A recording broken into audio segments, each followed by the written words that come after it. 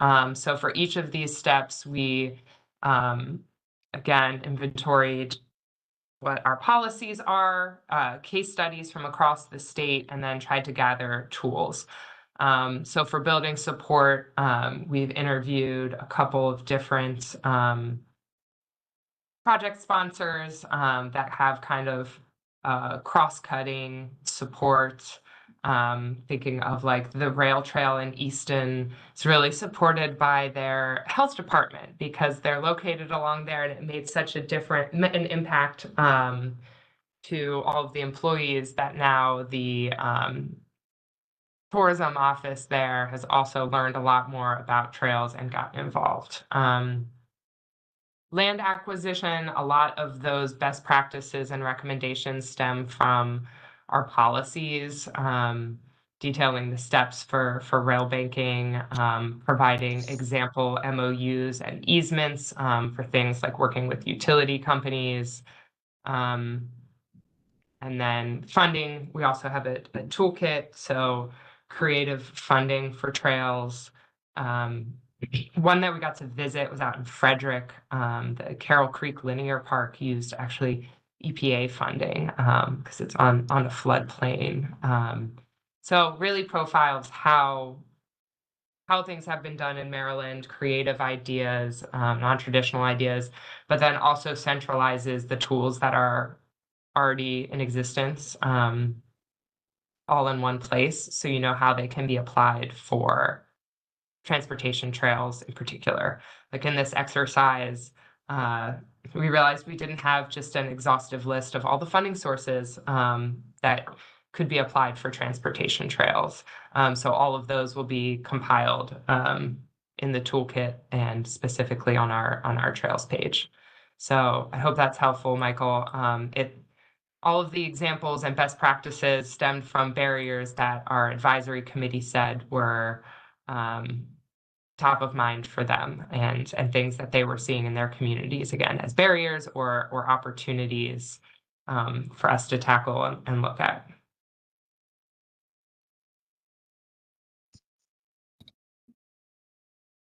What methodology? Meg, I don't know if you see the chat, but Michael offers an offline list of best practices. Yeah, Michael, we did a really long interview actually with MNPPC with Prince George's County because they recently refined their maintenance practices. So that is actually one of the case studies that we're doing. So perhaps when they finish writing that up, we'll share it back with you as well, so you can weigh in on anything that we may have missed. I think they talked mostly to Bob Patton about that. And then Nicole asked in the chat, I see one hand after that, but Nicole asked what methodology was used to prioritize the trails for implementation. It's a great question. And we did not prioritize trails for implementation. This is meant to guide local jurisdictions to advance their own trails. So what we did, again, was to compile all of the local planned trails have in one place, but we're not really prescribing how locals make their plans. We're providing an updated tool that shows some of the metrics for funding and guiding how you might want to prioritize trails locally. But ultimately, we decided, we can't tell Baltimore County, we can't tell Prince George's County what's local to or what is important to their local community. And so we are not like ranking all of the trails or prioritizing trails to them. We're trying to help them show once they develop and adopt a plan, how trails would be eligible for funding and how to advance what is a priority for them. But considering it's a statewide plan, the environment from the Eastern Shore to Western Maryland is so drastically different. That we really want to leave a lot of that prioritization to the locals that know best.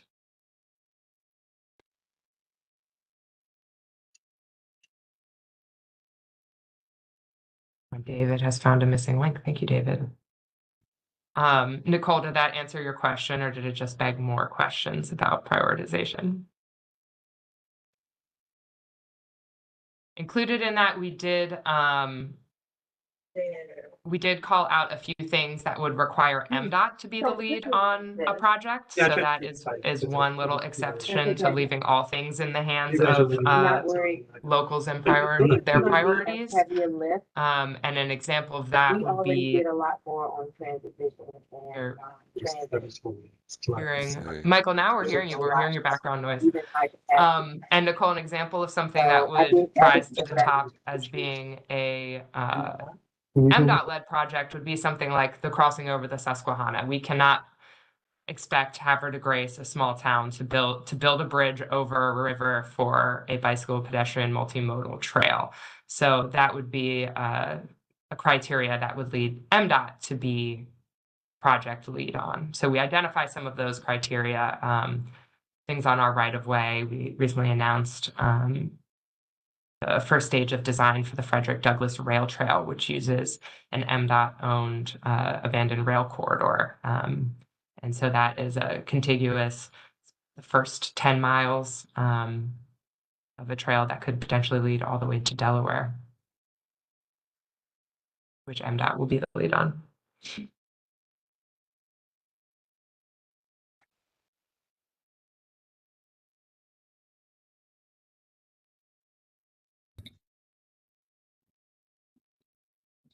Any other questions for Meg?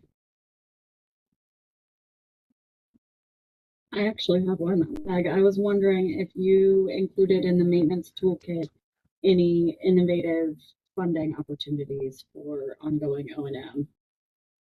Yeah, it's we have short-term, medium-term, long-term recommendations for maintenance because it's a little complex in Maryland. It's in state statute that local jurisdictions maintain their sidewalks and shared use paths even on state highways. So we've been looking at creative ways around that. And one thing that we did announce this year is our Bikeways Network grant program now includes a category for state of good repair. So that can be used for a once-off maintenance sweep of issues on shared use paths and bike facilities, even state highways or in local communities.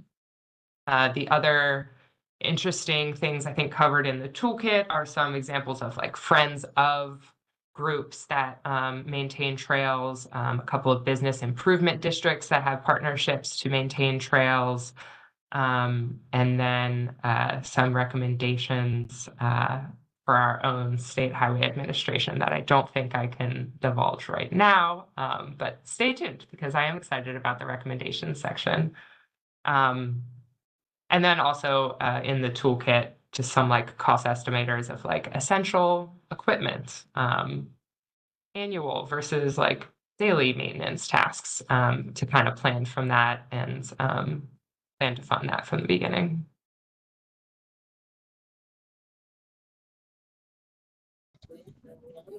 And sorry if I missed this, but did you mention when this planning effort would be wrapping up?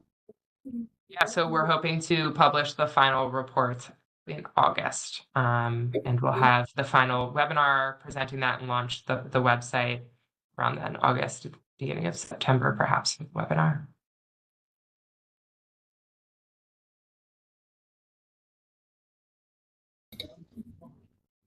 Great, thank you. Any other questions?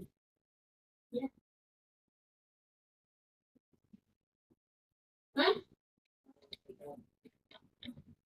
Okay, seeing none, hearing none. Thank you so much for your presentation.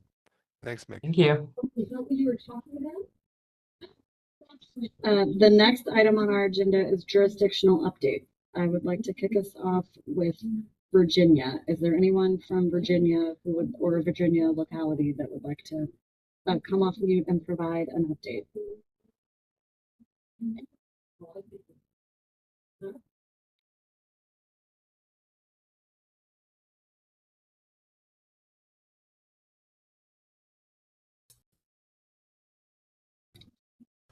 Hello, this is Calling anyone? Brian in Arlington, Virginia. Can you hear me? Great. Yes. I can hear you. Okay, just one update. That is the refresh of our transportation plan. We will be taking our vision and goals to the county board this June for endorsement of those vision and goals. Once we do have endorsement of our vision and goals for the transportation plan, we will begin working on policies and strategies to support the transportation plan. And again, I think we're hoping to have everything wrapped up next year, so in 2026. And that's it.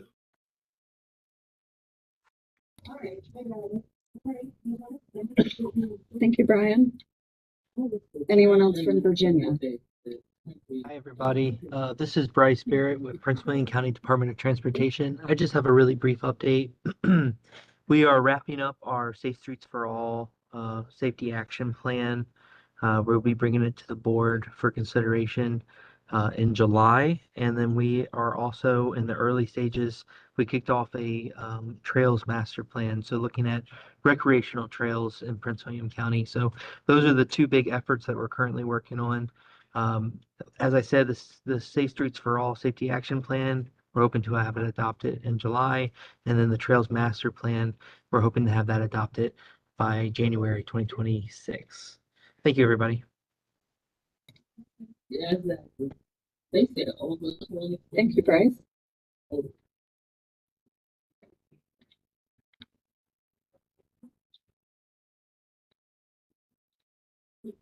Anyone else from Virginia?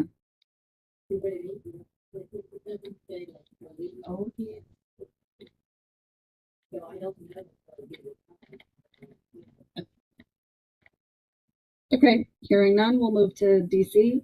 Anyone from the district would like to provide an update?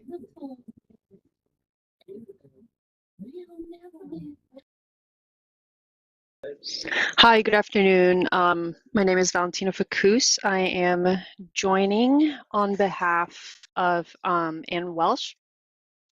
I just have a quick update on the Bikeways strategic plan.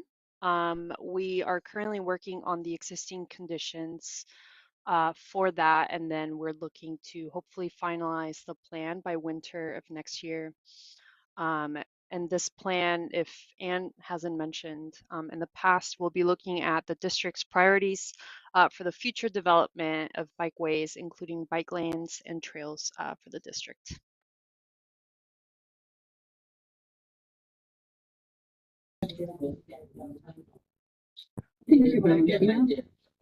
Hey, Laurel, this is Ryan with Metro. I think we normally go during this DC section here. So first, I just wanted to congratulate everyone who is involved next week with NACDO and especially our DDOT partners. This is a really exciting conference, and personally excited to be part of this and get to see all of the projects that we're highlighting around our region. So just wanted to give a shout out for that. The other update that I have is at Bike to Work Day. Metro launched a public-facing survey on opportunities, or just trying to understand opportunities to improve bicycle and pedestrian access. So I'll drop that survey in the chat in a moment. If you don't have access to the chat, it's going to be wamata.questionpro.com/biketransit2025. We're going to have this survey be live over the rest of the summer, and primarily featuring it at in-person events where WMATA has a presence. So I'm looking forward to that feedback. And if you have a moment, would really appreciate it if you could fill out the survey as well. Thanks. Thanks, Ryan. Moving on to Maryland. Anyone from a Maryland jurisdiction would like to provide an update?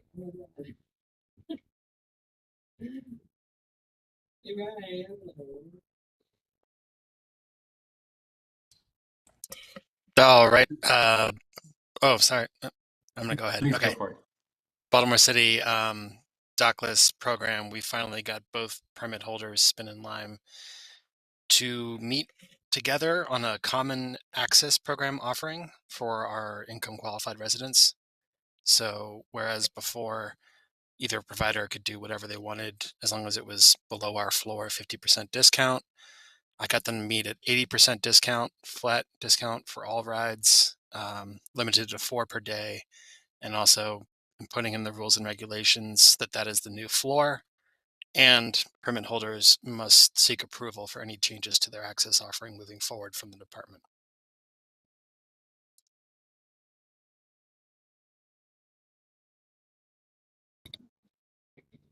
Thanks, Tyler. Brian, would you like to go next? Hi, good afternoon. This is Brian Barnett-Woods from the city of Rockville. We're moving forward on several projects. We've submitted our designs for traffic calming improvements along Manakee Street, which is originally a TLC project, so that's exciting. We also went out and looked at grading and design for several intersection improvements. That was part of a TAP project from a few years ago.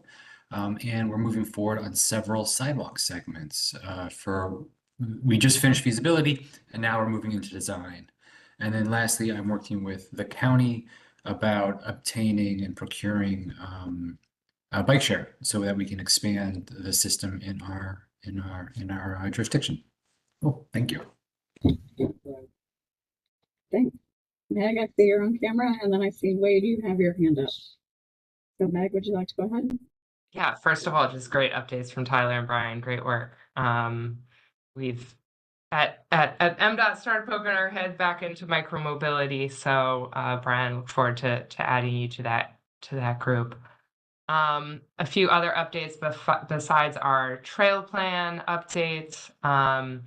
We have launched a MDOT in Motion webinar series to help relay our active transportation work and our complete street work to the public and make things a little bit more digestible. So that is the first Thursday of every month. We did a soft launch with Bike Month, but I'll put in the chat the registration for our next one, the first Thursday of June. We'll be covering what we learned from our Complete Streets Leadership Academy, which was quick build projects last year, and have an exciting announcement about a next round of quick builds across Maryland, really aimed at making biking and walking safer for everyone. We also rescheduled one of our Bike to Work Week events. Great work to all the Bike to Work Week teams, by the way. We had to deal with a lot of weather, but we still had a lot of great turnout. I know in the DC metro region and in central Maryland.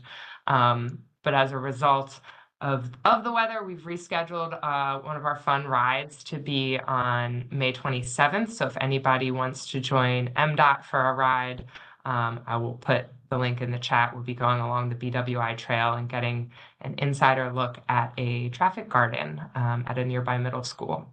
So I'll put that information chat in a moment. I think that's it for now. Thank you. Thank you. Wade, I see your hand up. Hey, good afternoon, everyone. Wade Holland with Montgomery County. Busy month like you all, being National Bike Safety Month and Youth Traffic Safety Month. We just wrapped up our 2025 Vision Zero Youth Ambassador with a graduation ceremony held in Gaithersburg on Saturday. We had about 30 young people graduate the program this year. And then the week before that, on Saturday, we held our second annual Safety Day. So Safety Day 2025 was great. We crossed all our fingers and toes, seemed to work. We had great weather for that Saturday for Safety Day. We had about between 1,000 to 1,500 people who showed up for Safety Day, where our Vision Zero Youth Ambassadors put on a traffic guard as well as other safety games and events. And we had great support from the Street Smart program with the VR car challenge right front and center of the Safety Day area. I know that was busy from the beginning to the end. So we were really happy to have the streetcar join us for Safety Day 2025, as well as they did last year. Yeah, and I'll put some of the photos for Safety Day in the chat. Thank you. Thank you. Is there anyone else who would like to provide an update?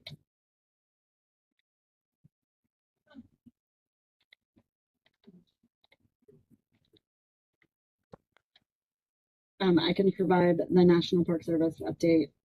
Just would like to highlight, since our March meeting, we celebrated the opening of the Oxen Cove Trail rehabilitation. That project was included in a TLC project that was led by Forest Heights around 2018.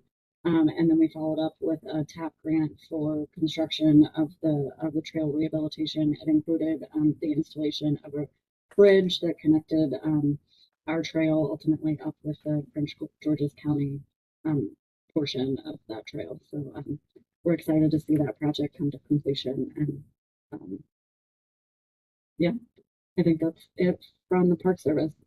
If I don't hear anyone else have an update they'd like to share with the group today, we can move on to the next agenda item of Visualize 2050 Long Range Transportation Plan presentation by Jamie. Hello. Welcome. Thank you. Let's see.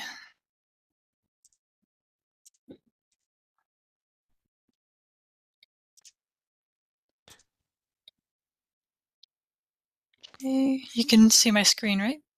Yes. Great. All right, well, good afternoon, everyone. I'm Jamie Buffkin, a transportation planner at the TBB.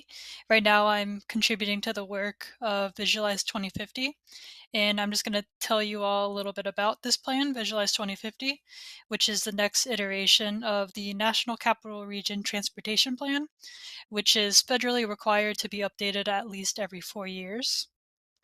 So the TBB staff and our member agencies have been working really hard the past couple of years now on different activities for the development of this plan, as well as for the fiscal year 2026 to 2029 TIP, the Transportation Improvement Program. And later this year, we'll be sharing even more information. So in this presentation, I'll just give you a brief insight into the development and the contents of the plan, specifically with some information that is about bicycle and pedestrian planning. And then I'll give you a quick rundown of the milestones that we hope to achieve as we adopt the plan.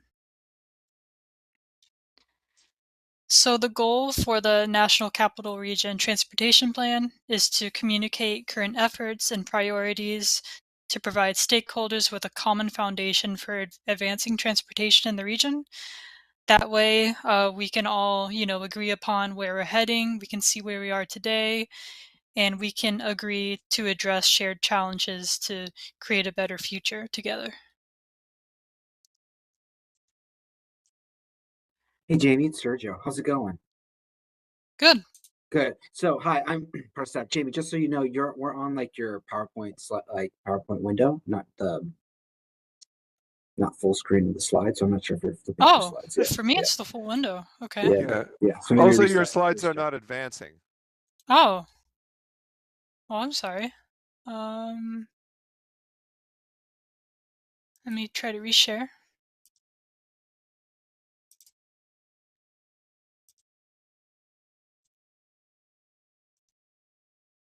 I've never shared on WebEx. Okay. What about now? So still your PowerPoint slide deck. Maybe hit F5 to see if it'll flash to the slideshow.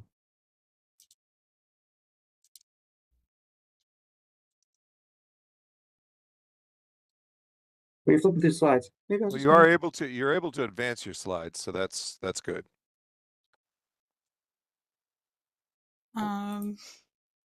Yeah, just go with this for now. You're good.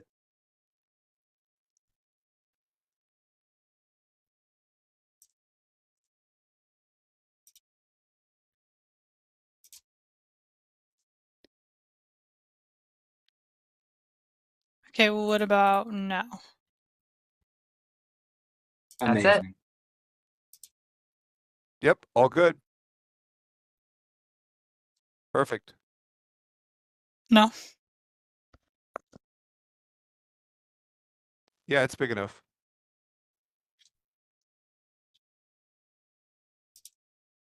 Let's see, we see slide 4 if that's good, if that's where you want to be.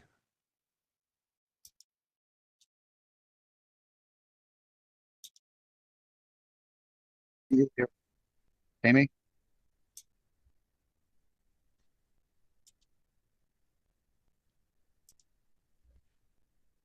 Oh, wait. I was muted. Can you hear me now? Yes, now we can hear you. All right. Is it showing correctly yet? Yes. Yep, we're on slide 4, full screen. Oh, okay. Okay, cool. All right. Well, sorry about that. So the transportation planning within the region takes place in multiple ways in different organizations, as you guys probably know. Each TBB member agency conducts their own transportation planning and programming activities in their own jurisdictions. In each state, an agency has their own long-range transportation plan, and they conduct their own studies, and they look at specific topics for their areas, and so on and so forth. And so, yeah, each one of these agencies creates their own visions and goals and performance measures that relate to their area and their goal and their vision for their own community. The many TBB transportation planning activities are described in detail in the Unified Planning Work Program, and the TBB's work connects all of these different planning activities across the region, across the 3 different states and the different localities and agencies with the perspective to the region. So we try to take all these puzzle pieces together to create a unified vision for the future of the region. So whether it's freight, safety, bike ped planning, intercity travel, congestion, or anything else, all the plan and studies throughout the region come together to inform this Visualize 2050 plan. But what makes Visualize 2050 different as well is the funding structure of it, because this one is a fiscally constrained plan. So as shown in the process diagram here, we can see that planning at each level must go through a filter of funding availability and project selection, where priorities are established within each respective agency to apply available funding and select projects that are then put into the plan. And it's also important to note that this is a fiscally constrained plan, as I mentioned, and so because of that, it reflects the anticipated funding, and it just provides a practical picture of what can be achieved with what the region has in terms of resources. All right, so what is the transportation plan? It's basically a snapshot in time. It's like taking a photo of the entire region today. So there's been many planning activities that have occurred previously and will continue to take place even after this plan is adopted. So this Visualize 2050 plan will document what the transportation conditions are today and any noteworthy topics to consider now and in the future, what financial expectations are, what planned expenditures on projects and programs through 2050 will be, and it also reflects on what the entire system will be, and what changes will come with that, and what challenges will still exist as we move forward.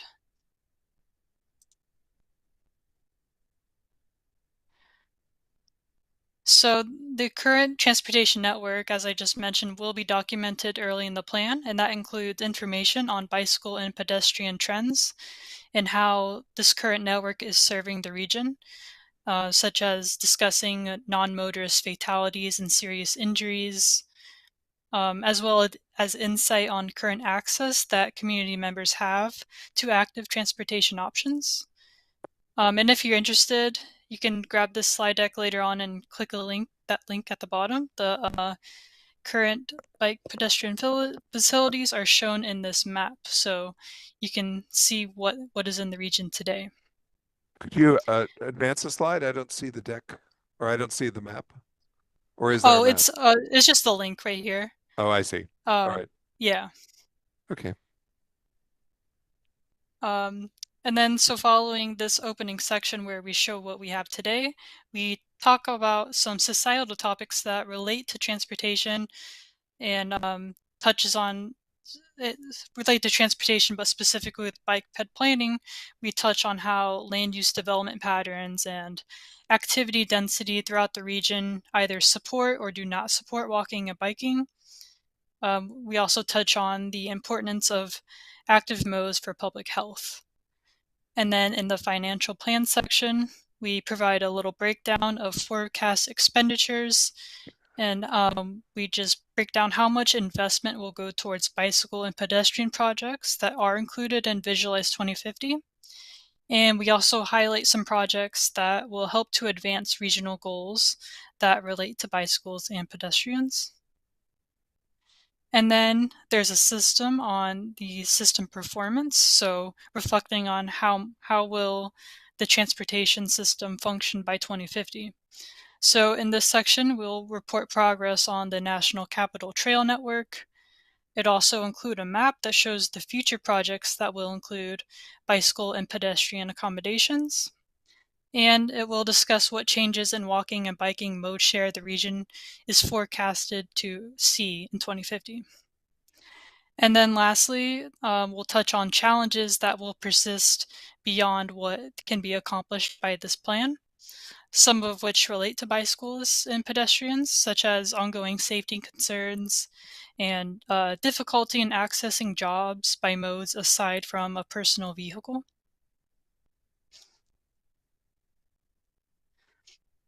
So once the draft of the plan is complete, these are just some key takeaways that you can expect to see. So we'll obviously see that bicycle and pedestrian planning is a fundamental element of reaching the desired outcomes of the TPB policy framework.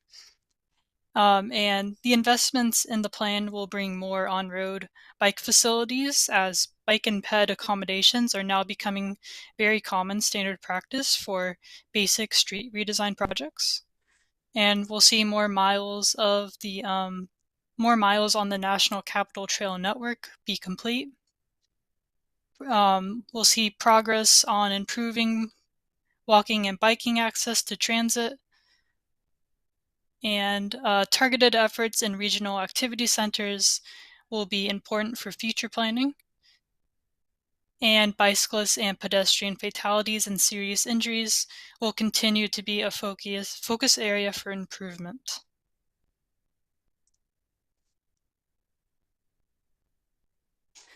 And so 4 products in total will be complete and are being drafted now, and they will be shared in the fall. So first is the plan itself, Visualize 2050. Second is the Transportation Improvement Program, or the TIP, which will include the projects and programs that have secured funding in the first 4 years of the plan. And then third is documentation of the TPB's overall and extensive performance-based planning and programming process, explaining how the TPB's planning activities and those of key stakeholders interact to inform the visualized plan and the TIP. And this is very important for supporting the TPB's self-certification process. And then one part of that is a process document that focuses solely on bike and pedestrian planning activities in the region and how those activities, including this subcommittee, for instance, and the technical assistance programs, help to inform the visualized plan. And then fourth is the air quality conformity analysis report for the plan and the TIP.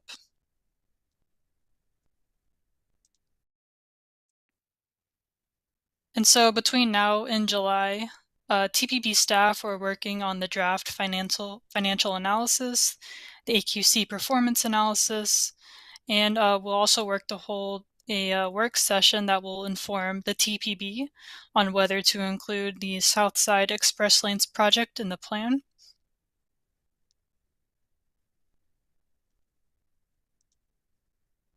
And then after that decision is made on the Southside Express Lanes project, staff will continue on finalizing the plan, the TIP, the AQC analysis, all of which will have an opportunity to be open to the public for comment. And then the final approval and adoption of the plan will be in December.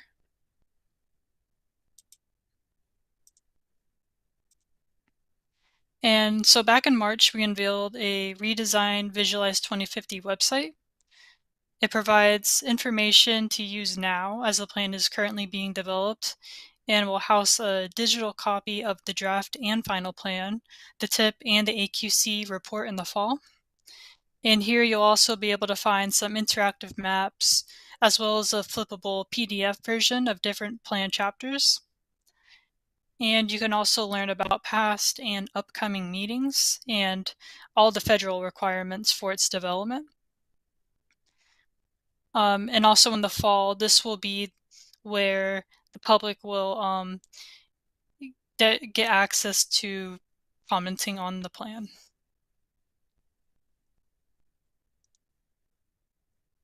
So we just invite you all to take some time to look at the website and its contents. And then when the time comes this fall for the comment period, we'll invite you to share it on your websites and your newsletters, social media, and maybe public meetings for those of you that are in the region. And there will also be an ambassador toolkit available as well. So yeah, that's my presentation. And I'm happy to take any questions you all might have about the plan. Thank you. Thank you, Jamie. Are there any questions?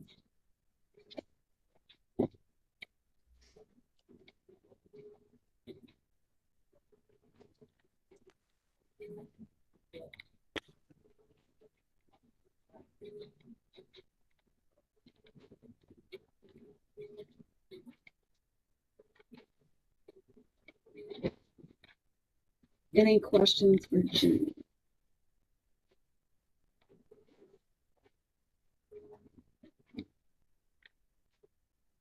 Seeing none, hearing none, thank you very much for your presentation today. Thanks, Jim. Thank you. The next agenda item is a Transportation Land Use Connections Program presentation by Vicki. Hi, can you all hear me okay? Yes. Yes. Okay. Oh, is my background doing weird things, or is that just on my screen? No, it's pretty weird. You've got That's like super a weird. hole for your face. Yeah, like Yeah, a cutout. it's like an actual curtain with a face-shaped person hole cut out of it. So, anyways, now you're in front of it. You walked in front of it, so you're good. Okay, I don't know why that happened. Sorry about that. Okay, so I'm gonna share my screen really quick, and I know with Jamie's it was showing up kind of funny, so I want to make sure mine looks okay before I get started.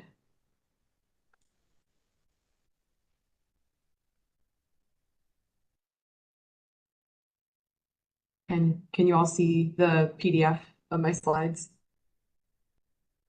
Yes. Okay, all right, and is it moving okay? Yes. All right, cool. All right. Hi everybody. I don't think I've met everybody on this call. For anyone I haven't met, my name is Vicki Cudulo, and I am the Grants and Technical Assistance Program Manager for the TPB. And today I'll be sharing with you all the transportation land use connections and regional roadway safety projects that are being shared with TPB tomorrow for FY26. And so tomorrow TPB will be voting to approve funding these projects. So a little context, the program for TLC has been around since 2007, and it's funded 186 projects for about $8 million throughout the region. And Regional Roadway Safety has funded 28 projects for about $1.75 million since 2020. And both programs cover or have had projects that cover a variety of different issues or transportation projects in the region, transportation topics in the region, including safety, bike ped infrastructure, bike share fare models. There's many examples. And here I have a screen grab of a link that I can share in the chat. It's the database of all of the past projects for TLC and RSP. So if you're curious to poke through and see what's been done in the past, we have that resource for you all. So both programs operate on a pretty simple model. Every year we receive applications from our member jurisdictions and go through a selection process, which I'll describe more in a few moments. The work itself is led by consultants, and the funding is pretty small. It's 80 grand or up to $80,000 or up to $100,000 for planning or preliminary engineering projects. They take place over 6 to 8 months. It's a pretty quick turnaround, and we get a lot done in that time frame. So I guess a quick plug that you'll see as I work through the list of projects for this year. But just to note that we get a lot done with this amount of funding in this short time frame. It's a very effective program, effective programs. So for solicitation this year, it took place between January and March. Applicants also had the choice to submit an abstract that myself and other staff members reviewed and provided feedback on. But in the end, the applications were due in March. We received 16 applications for TLC, equaling about $1.3 million in funding requests. And for RSP, we received 11 applications, which was just under $1 million in funding requests. For the applications, we had 14 from Virginia, 9 from Maryland, and 1 from DC, which made it a pretty competitive year. We had a lot of great applications and honestly could have funded all of them, any of them, and we would have been pursuing some really great projects and some really great work. But we did not have enough funding to do that. And we have a great list that I'll be sharing in a moment. But first, wanted to touch on the selection process. We have 2 different selection processes for each program. For TLC, we bring together folks from different organizations in the region and national organizations, as well as COG staff. And for RSP, we bring in representatives from MDOT, VDOT, DDOT, and again, staff. That process then is that we have every person on the selection panel do their own individual review, and then we come together and do have a larger discussion as a group and reach consensus. Okay, moving into the projects that have been selected. I've separated them out by program here, so you can see TLC on the top. We have 5 projects that were selected for funding for a total of $440,000. And for regional roadway safety, 4 projects were selected for a total of $320,000. And I'll touch on each of the projects quickly. So first up, we have the curbless street design spec for the District of Columbia. DC is seeking to create more flexible pedestrian spaces for regular programming through curbless streets. Their goal is to create a 30% curbless street design spec to support their goal of making more pedestrian-oriented spaces and activating medium and high-density mixed-use corridors. The next project, also a part of the TLC program, we have the Montgomery County Capital Bike Share Improvement Study. For this project, Montgomery County will be developing will be evaluating existing bike share operations and will be providing recommendations to grow their existing bike share network. So the project will focus on the Maryland 355 corridor from Rockville to Bethesda, shown here in this map, and will include long-term strategic planning, market research, data and financial analysis, and policy research. The project will serve as a long-range implementation and operations strategy and will identify long-term funding needs, revenue sources, and will prioritize current and future bike share locations. And overall, it will serve as a strategic guide to advance priorities for improving the CABI network in Montgomery County, and it will hopefully lead to a more robust program in the county. The third project for TLC is the Prince George's County East-West Bikeway. For this project, Prince George's County will evaluate the feasibility of a bike route that would connect to 5 existing shared use paths. The proposed bike route would start at the Washington, Baltimore, and Annapolis Trail in Lanham through New Carrollton, Riverdale area, College Park, and would connect to the Northwest Branch Trail in Lewisdale. It would also provide connection to the Sligo Creek Trail, the Paint Branch Trail, Indian Creek Trail, and the Anacostia River Trail. And it would consist of a combination of shared use paths and on-street bike facilities, and it will, of course, promote multimodal transportation. And in a really exciting way, it will serve 2 MARC stations, 2 Metrorail stations, and several Purple Line stations. The next project is the City of Alexandria Beauregard Trail Feasibility Study Project. This project will create concept designs and cost estimates for a trail on North Beauregard Street, and improvements could include a shared use path, new crosswalks or improvements to existing crosswalks, median islands, concrete improvements, signs, signals, and landscaping. And it will create a low-stress bike network and pedestrian space for community members accessing housing, schools, and commercial uses, such as the Northern Virginia Community College, which is along Beauregard. The last TLC project is in Fairfax County, and it is the West Park Drive Safety Project. This project will advance the Fairfax County bike master plan, through the design of a protected bike facility on West Park Drive in Tysons, Virginia. And the project will support existing efforts to serve bike riders and improve ped safety, and will provide connection to the Tysons Metro Rail Station and the future Leesburg Pike Trail, which is a part of the National Capital Trails Network. Now shifting into the RSP projects. First up, we have the Rollins Twin Brook Complete Streets feasibility study for the city of Rockville. This project will develop preliminary alternatives for redesigning Rollins Avenue and Twin Brook Parkway to support multimodal transportation, including bike lanes, pedestrian crossing improvements, traffic calming measures, bus stop enhancements, and wider streets. And this corridor is in a regional activity center and provides access to the Twin Brook Metro Rail Station, adjacent neighborhoods, a park and a community center, as well as bus stops, and the planned National Capital Trail Network trail and BRT line along Maryland 355.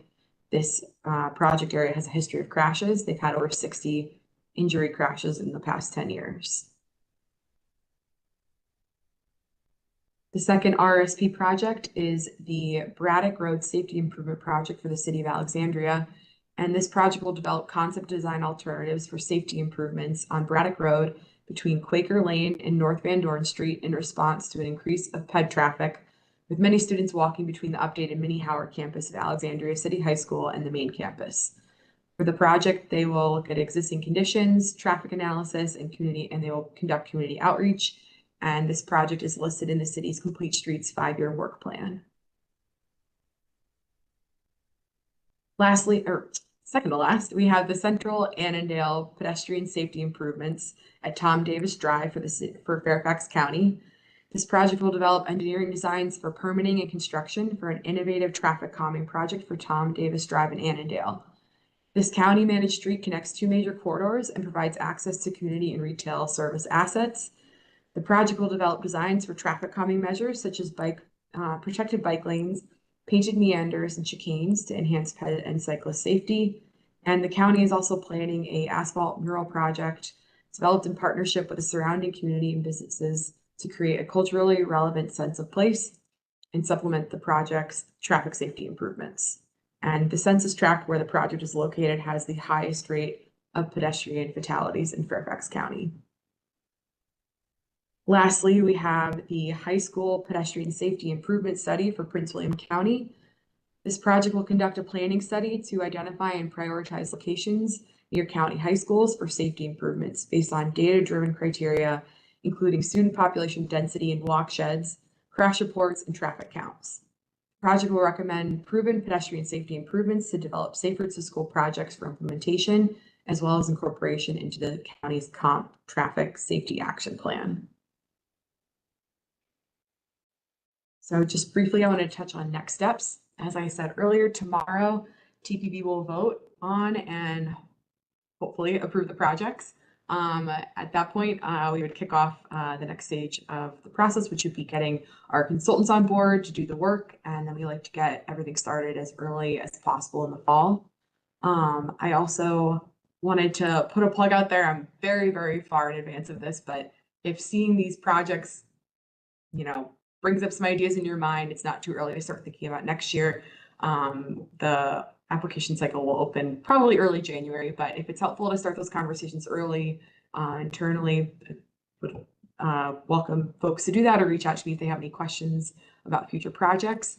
And if it's okay, Mike, I might just put a really quick plug in for Transit Within Reach, which is the third program that aligns very closely with these 2 programs. The Transit Within Reach application period will be opening in June, and it will close in August. So that's even sooner if you have ideas, but Transit Within Reach is aimed at projects that would be improving access to transit. Funding amounts usually are around $80,000. So definitely if you have questions about Transit Within Reach, please feel free to reach out to me and keep an eye out for that application period opening in just a few weeks. And I can take any questions if anybody has any. Thank you for your presentation, Vicki. Does anyone have any questions?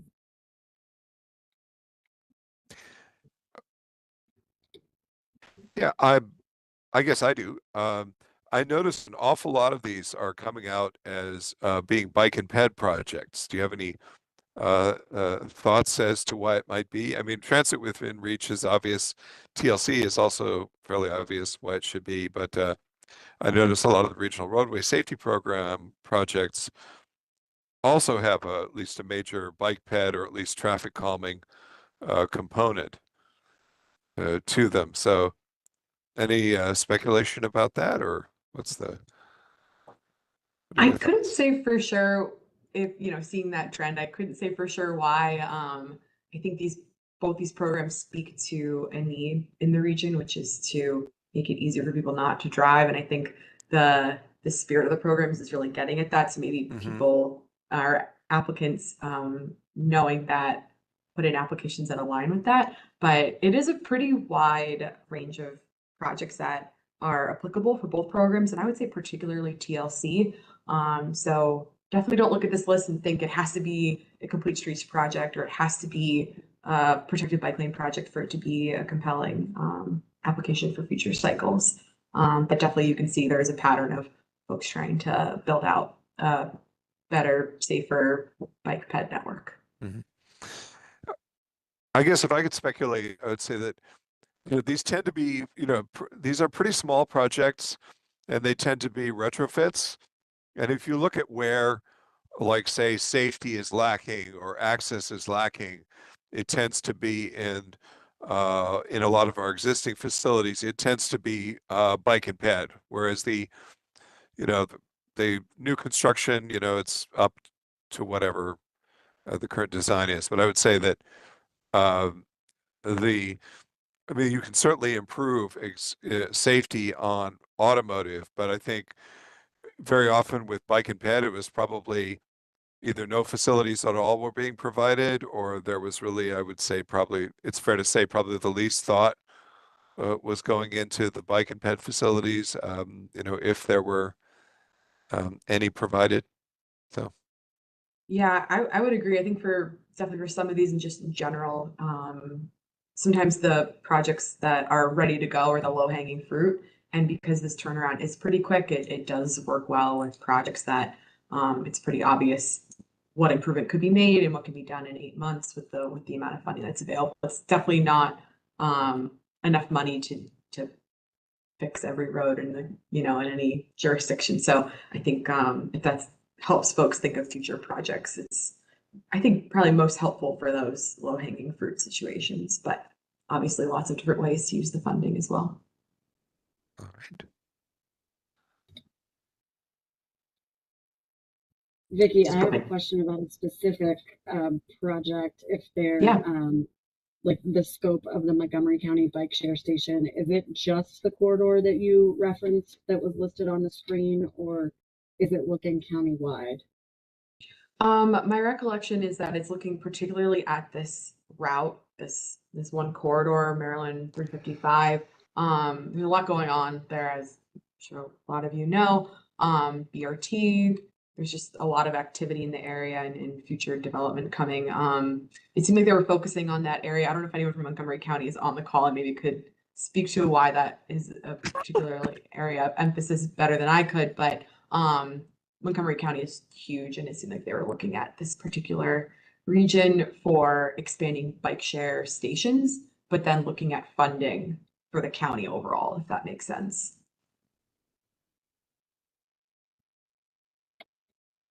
Great, thank you. Yeah. And actually, I guess I'll say, I think it was City of Rockville earlier that mentioned they were looking into bike share. I don't know if they're still on the call or if they want to jump in and confirm, but this could be a really interesting study for them to take a look at it. There was a lot of emphasis on the financial stability of bike share and how to ensure that in Montgomery County, where their funding sources, it just would be better to have security in their funding sources. Hi, this is Brian from Rockville. Yeah, so let's see, Montgomery County removed 4 bike share stations in the city because of ongoing maintenance costs. And then we are adding four, kind of coincidentally in terms of the timeline, but into some neighborhoods that are in our like historically disadvantaged census tracts in our Twin Brook neighborhood toward the south of the city. And so one of the things that we're also looking at is how do we kind of maintain this over the long term. So I also looking forward to seeing the county's project. Thanks for affirming. I heard somebody mention bike share earlier. But yeah, I answered it. Happy to answer any other questions. I can't see people's faces or the chat, so I don't know if there's anything else.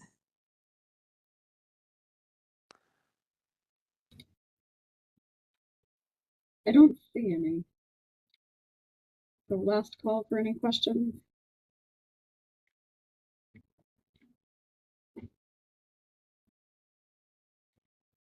Okay, thank you so much. Thank you. Appreciate it. Our final agenda item, our other TPB program update. Over to you, Mike. All right, yeah, just a couple of things. Obviously, we had our bike to work day, and it was very successful, and happy to see that keep going. We have scheduled another micro mobility workshop. These when the dockless bikes and scooters first started hitting the streets, we were doing this twice a year.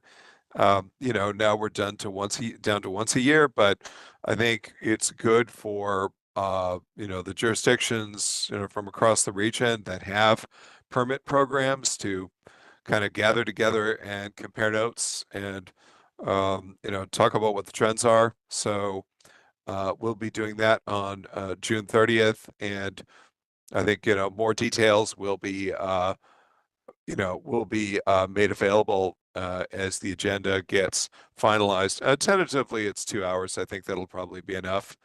And a lot of it is to have the different folks talk to each other, but obviously, it's on the subcommittee website, and we will we'll definitely we definitely encourage anybody on the bike ped subcommittee to participate. Also, I've been coordinating with Access for All because they have a perennial interest for them is both the operation and parking of e-scooters on the sidewalks. So for people with limited mobility, limited vision, that can pose a problem. So so they have a lively interest in the topic. And so let's see. And then I guess that's it for TPB program updates. I did have one item under other business and announcements. The NACTO Designing Cities conference, May 28th to 31st. So, it's happening pretty soon. And, I plan to attend, and I'm excited that it's here in DC. It's great that we have really so many leading practitioners in bike and ped design. So I hope that people are able to take advantage of this. And I guess that's all I've got. Thank you, Mike. Any other last minute other business or announcements from the group? It's David Edmondson from the city of Frederick. I was curious if you knew of any NACTO events that didn't require registration, given that for non-members, that registration is closed. Right. Yeah, good point. I would say that there's probably going to be a lot of events that are going to put a lot of this information out. I know that there are various consultants that are hosting happy hours and such that may be open to non-registrants. Since I have already really registered, I have registered. I haven't paid close attention to how one gets in without registering. They do seem to want to be, collecting money though, that, one of the things that we can do over the next year is, there are, a couple of different design guides that are out. There's a new NACTO design guide, and I believe there's a new AASHTO guide as well for bike and ped facilities.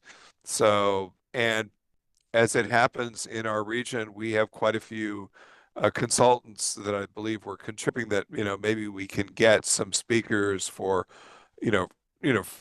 free or cheap possibly to, to come and do a workshop on some of these new design guides. And probably they're both big enough. I think they would do well as like separate workshops, 2-hour to half day workshops. I try not to do more than half a day because that's sort of onerous for folks.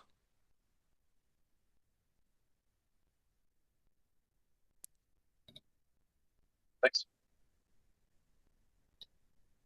Thanks. Anyone else?